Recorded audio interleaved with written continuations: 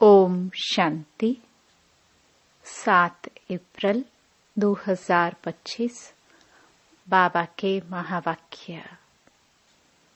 मीठे बच्चे, सबसे अच्छा दैवी गुण है शांत रहना, अधिक आवाज में न आना, मीठा बोलना।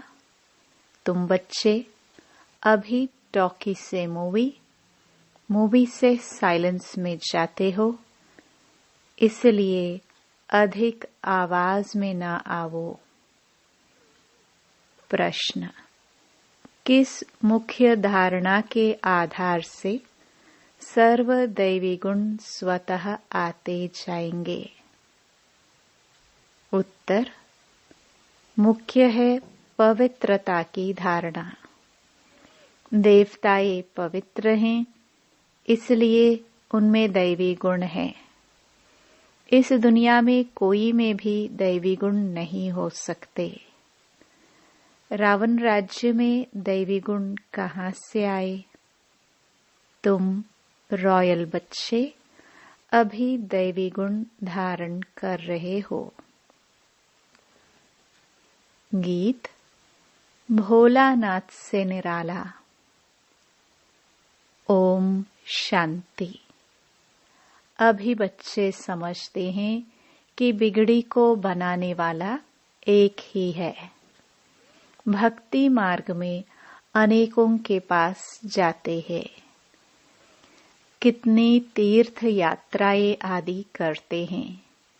बिगड़ी को बनाने वाला, पतितों को पावन बनाने वाला तो एक ही है। सद्गति दाता, गाइड, लिबरेटर भी वह एक है। अब गायन है, परंतु अनेक मनुष्य, अनेक धर्म, मठ, पंथ, शास्त्र होने कारण अनेक रास्ते ढूंढते रहते हैं। सुख और शांति के लिए सत्संगों में जाते हैं ना।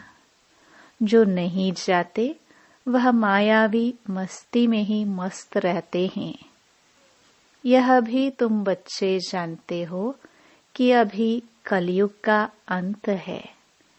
मनुष्य यह नहीं जानते कि सतयुग कब होता है, अभी क्या है। यह तो कोई बच्चा भी समझ सकता है। नई दुनिया में सुख, पुरानी दुनिया में जरूर दुख होता है। इस पुरानी दुनिया में अनेक मनुष्य हैं, अनेक धर्म हैं। तुम कोई को भी समझा सकते हो। यह है कलयुग। सतयुग पास्ट हो गया है। वहां एक ही आदि सनातन देवी देवता धर्म था, और कोई धर्म नहीं था। बाबा ने बहुत बार समझाया है, फिर भी समझाते हैं। जो आए उनको नई दुनिया और पुरानी दुनिया का फर्क दिखाना चाहिए। भल वह क्या भी कहे। कोई 10,000 वर्ष आयु कहते हैं, कोई 30,000 वर्ष आयु कहते हैं। अनेक मतें हैं ना। अब उन्हों के पास तो है ही शास्त्रों की मत। अनेक शास्त्र, अनेक मत, मनुष्यों की मत है ना। शास्त्र भी लिखते तो मनुष्य है ना। देवताएं कोई शास्त्र नहीं लिखते। सतयुग में देवी देवता धर्म होता है। उन्हों को मनुष्य भी नहीं कहा जा सकता। तो जब कोई मित्र संबंधी आदि मिलते हैं तो उनको बैठ यह सुनाना चाहिए। विचार की बात है। नई दुनिया में कितने थोड़े मनुष्य होते हैं, पुरानी दुनिया में कितनी वृद्धि होती है। सतयुग में सिर्फ एक देवता धर्म था। मनुष्य भी थोड़े थे। दैवी गुण होते ही हैं देवताओं में, मनुष्यों में नहीं होते हैं। तब तो मनुष्य जाकर देवताओं के आगे नमस्ते करते हैं ना। देवताओं की महिमा गाते हैं, जानते हैं वह स्वर्गवासी हैं, हम नरकवासी कलयुगवासी हैं। मनुष्य में दैवी गुण हो ना सके। कोई कहे फलाने में बहुत अच्छे दैवी गुण हैं, बोलो नहीं, दैवी गुण होते ही हैं देवताओं में, क्योंकि वह पवित्र हैं।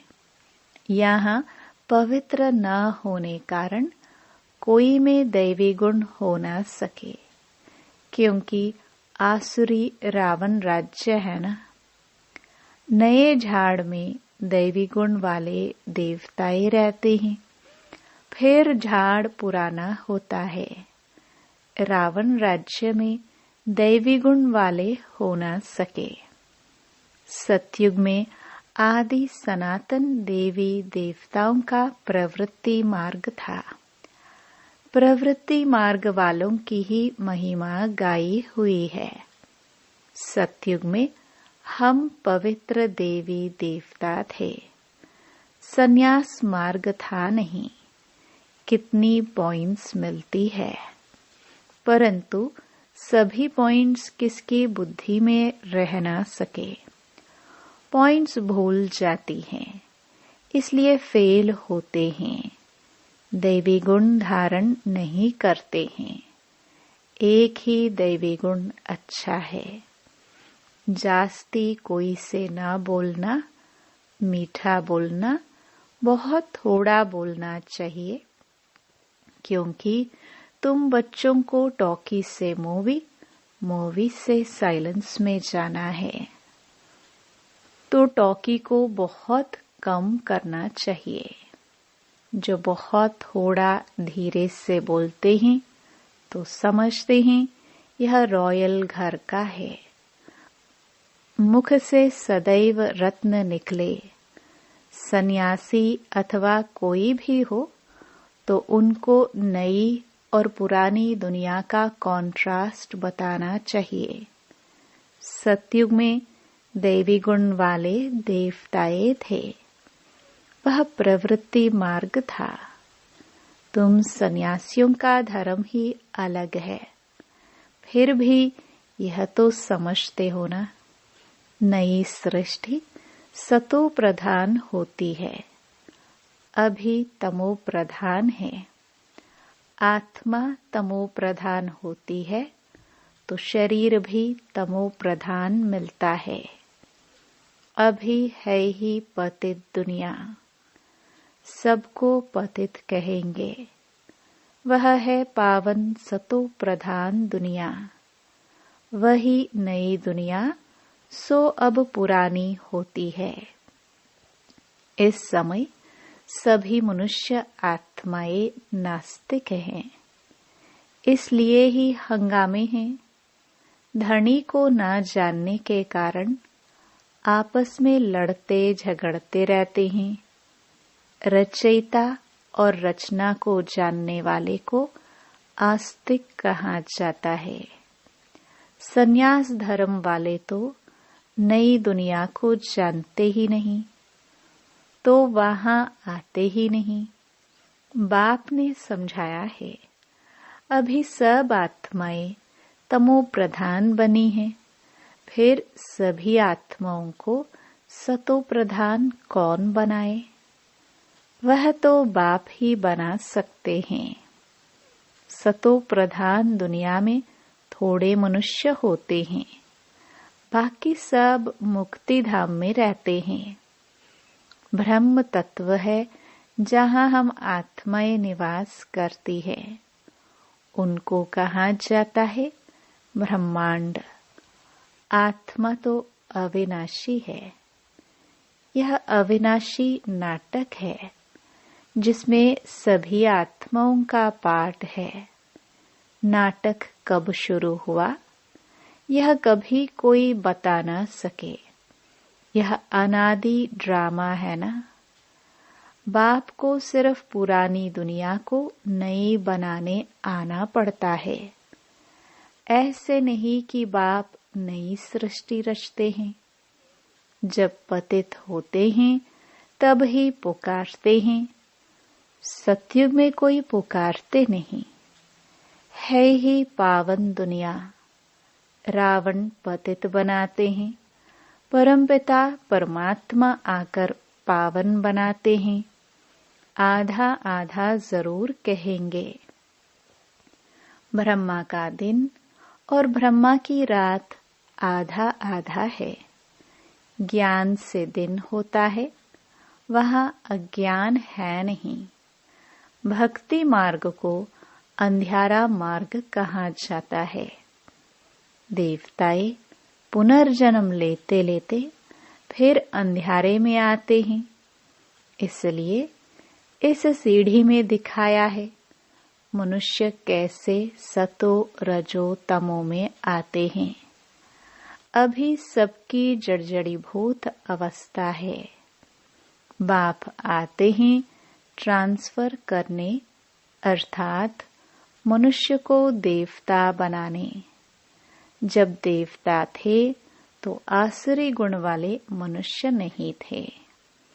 अभी इन आसुरी गुण वालों को फिर दैवी गुणों वाला कौन बनाए। अभी तो अनेक धर्म, अनेक मनुष्य हैं, लड़ते झगड़ते रहते हैं। सतयुग में एक धर्म है तो दुख की कोई बात नहीं। शास्त्रों में तो बहुत दंत कथाएं हैं जो जन्म जन्मांतर पढ़ते आए हैं। बाप कहते हैं यह सब भक्ति मार्ग के शास्त्र हैं, उनसे मुझे प्राप्त कर नहीं सकते। मुझे तो स्वयं एक ही बार आकर सबकी सद्गति करनी है। ऐसे वापस कोई जा न सके। बहुत धैर्य से बैठ समझाना चाहिए, हंगामा भी न हो। उन लोगों को अपना अहंकार तो रहता है ना।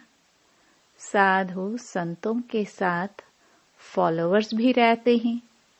झट कह देंगे इनको भी ब्रह्मा कुमारियों का जादू लगा है। सयाने मनुष्य जो होंगे वह कहेंगे यह विचार करने योग्य बातें हैं। मेले प्रदर्शनी में अनेक प्रकार के आते हैं ना। प्रदर्शनी आदि में कोई भी आए तो उसे बड़े धैर्य से समझाना चाहिए। जैसे बाबा धीरज से समझा रहे हैं, बहुत जोर से बोलना नहीं चाहिए। प्रदर्शनी में तो बहुत इकट्ठे हो जाते हैं ना, फिर कह देना चाहिए। आप कुछ टाइम देकर एकांत में आकर समझेंगे तो आपको रचयिता और रचना का राज समझाएंगे। रचना के आदि मध्य अंत का ज्ञान रचयिता बाप ही समझाते हैं। बाकी तो सब नेति नेति ही करके जाते हैं। कोई भी मनुष्य जा न सके। ज्ञान से सद्गति हो जाती, फिर ज्ञान की दरकार नहीं होती। यह नॉलेज सिवाय बाप के कोई समझा ना सके। समझाने वाला कोई बुजुर्ग होगा तो मनुष्य समझेंगे यह भी अनुभवी है, जरूर सत्संग आदि किया होगा। कोई बच्चे समझाएंगे तो कहेंगे यह क्या जाने, तो ऐसे ऐसे को बुजुर्ग का असर पड़ सकता है। बाप एक ही बार आकर यह नॉलेज समझाते हैं, तमो प्रधान से सतो प्रधान बनाते हैं। माताएं बैठ उनको समझाएंगी तो खुश होंगे। बोलो, ज्ञान सागर बाप ने ज्ञान का कलश हम माताओं को दिया है, जो हम फिर औरों को देते हैं। बहुत नम्रता से बोलते रहना है। शिव ही ज्ञान का सागर है, जो हमको ज्ञान सुनाते हैं। कहते हैं मैं तुम माताओं द्वारा मुक्ति जीवन मुक्ति के गेट्स खोलता हूँ और कोई खोल ना सके। हम अभी परमात्मा द्वारा पढ़ रहे हैं, हमको कोई मनुष्य नहीं पढ़ाते हैं। ज्ञान का सागर एक ही परम पिता परमात्मा है। तुम सब भक्ति के सागर हो। भक्ति की अथॉरिटी हो, न कि ज्ञान की। ज्ञान की अथॉरिटी एक मैं ही हूँ। महिमा भी एक की करते हैं, वही ऊंच ते ऊंच हैं। हम उनको ही मानते हैं। वह हमको ब्रह्मा तन से पढ़ाते हैं। इसलिए ब्रह्मा कुमार कुमारियां गाए हुए हैं। ऐसे बहुत मीठे रूप में बैठ समझाओ। भल कितना भी पढ़ा हुआ हो, ढेर प्रश्न करते हैं। पहले पहले तो बाप पर ही निश्चय कराना है। पहले तुम यह समझो, रचता बाप है व नहीं। सभी का रचयिता एक ही शिव बाबा है। वही ज्ञान का सागर है। बाप टीचर सतगुरु है। पहले तो यह निश्चय बुद्धि हो कि रचता बाप ही रचना के आदि मध्य अंत का ज्ञान देते हैं। वही हमको समझाते हैं। वह तो जरूर राइट ही समझाएंगे, फिर कोई प्रश्न उठ ना सके। बाप आते ही हैं संगम पर, सिर्फ कहते हैं मुझे याद करो तो पाप भस्म हो जाए। हमारा काम ही है पतित को पावन बनाने का। अभी तमो प्रधान दुनिया है। पतित पावन बाप बेगर कोई को जीवन मुक्ति मिल ना सके। सभी गंगा स्नान करने जाते हैं तो पतित ठहरे ना। मैं तो कहता नहीं हूँ कि गंगा स्नान करो। मैं तो कहता हूँ मामेकम याद करो। मैं तुम सभी आशिकों का माशुक हूँ। सभी एक माशुक को याद करते हैं। रचना का क्रिएटर एक ही बाप है।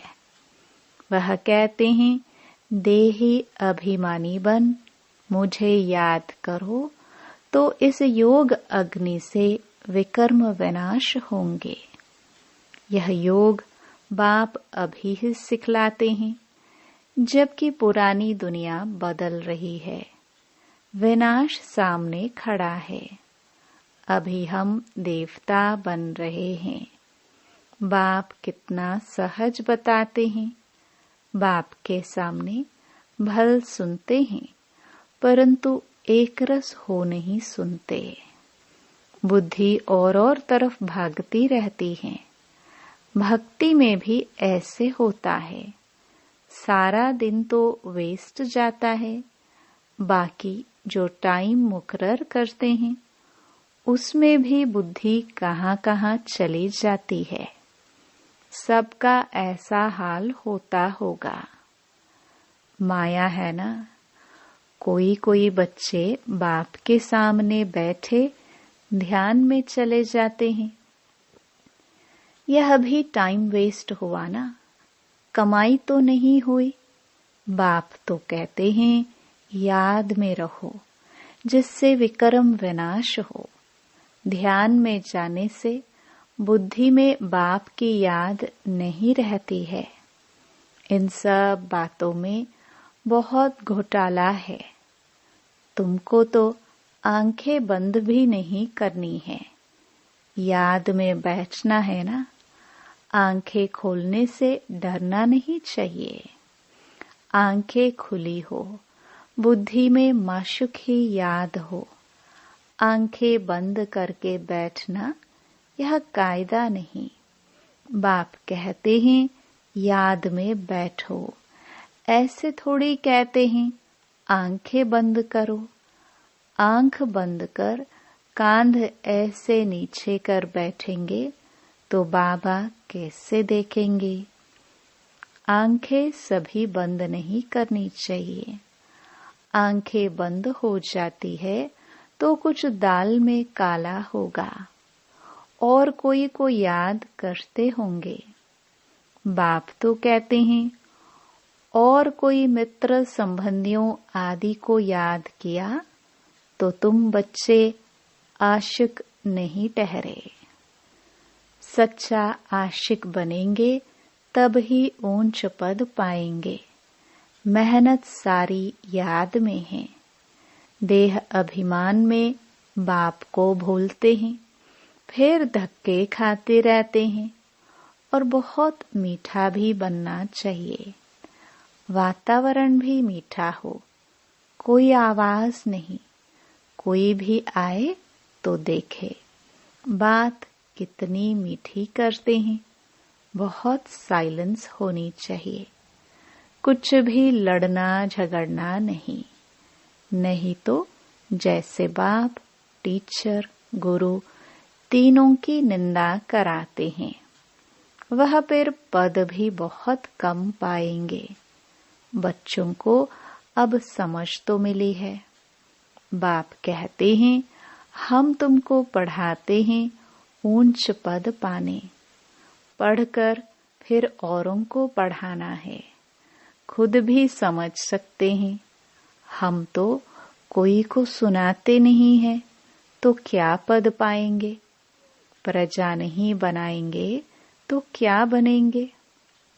योग नहीं, ज्ञान नहीं तो फिर जरूर पढ़े हुए के आगे भरी ढोनी पड़ेगी। अपने को देखना चाहिए। इस समय नापास हुए, कम पद पाया तो कल्प कल्पांतर कम पद हो जाएगा। बाप का काम है समझाना। नहीं समझेंगे तो अपना पद भ्रष्ट करेंगे। कैसे किसको समझाना चाहिए वह भी बाबा समझाते रहते हैं। जितना थोड़ा और आहिस्ते बोलेंगे उतना अच्छा है। बाबा सर्विस करने वालों की महिमा भी करते हैं ना। बहुत अच्छी सर्विस करते हैं तो बाबा की दिल पर चढ़ते हैं। सर्विस से ही तो दिल पर चढ़ेंगे ना। याद की यात्रा भी जरूर चाहिए, तब ही सतो प्रधान बनेंगे। सजा जास्ती खाएंगे तो पद कम हो जाएगा। पाप भस्म नहीं होते हैं तो सजा बहुत खानी पड़ती है। पद भी कम हो जाता है। उसको घाटा कहाँ जाता है। यह भी व्यापार है ना। घाटे में नहीं जाना चाहिए। दैवी गुण धारण करो। ऊंच बनना चाहिए। बाबा उन्नति के लिए किस्म किस्म की बातें सुनाते हैं। अब जो करेंगे सो पाएंगे। तुमको परिस्तानी बनना है। गुण भी ऐसे धारण करने हैं। अच्छा, मीठे मीठे सिखिलदे बच्चों प्रति मात पिता बाप दादा का याद प्यार और गुड मॉर्निंग। रूहानी बाप की रूहानी बच्चों को नमस्ते। धारणा के लिए मुख्य सार। पहला, किसी से भी बहुत नम्रता और धीरे से बातचीत करनी है। बोलचाल बहुत मीठा हो। साइलेंस का वातावरण हो। कोई भी आवाज ना हो, तब सर्विस की सफलता होगी। दूसरा, सच्चा सच्चा आशिक बन एक माशूक को याद करना है। याद में कभी आंखें बंद कर कांध नीचे करके नहीं बैठना है। देही अभिमानी होकर रहना है। वरदान, सर्व खजानों को स्व के प्रति और औरों के प्रति यूज करने वाले अखंड महादानी भव। जैसे बाप का भंडारा सदा चलता रहता है, रोज देते हैं, ऐसे आपका भी अखंड लंगर चलता रहे, क्योंकि आपके पास ज्ञान का, शक्तियों का, खुशियों का भरपूर भंडारा है। इसे साथ में रखने व यूज करने में कोई भी खतरा नहीं है। यह भंडारा खुला होगा तो चोर नहीं आएगा, बंद रखेंगे तो चोर आ जाएंगे।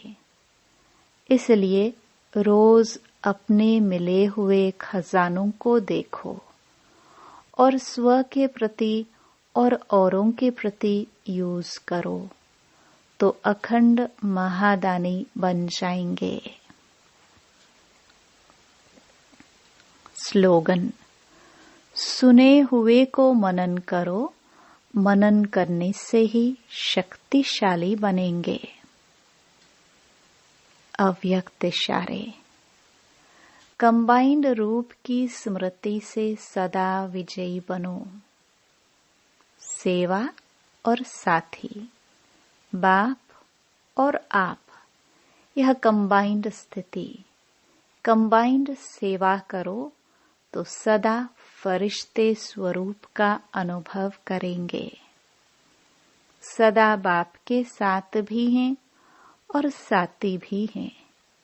यह डबल अनुभव हो। स्व की लगन में सदा साथ का अनुभव करो और सेवा में सदा साथी का अनुभव करो। ओम शांति।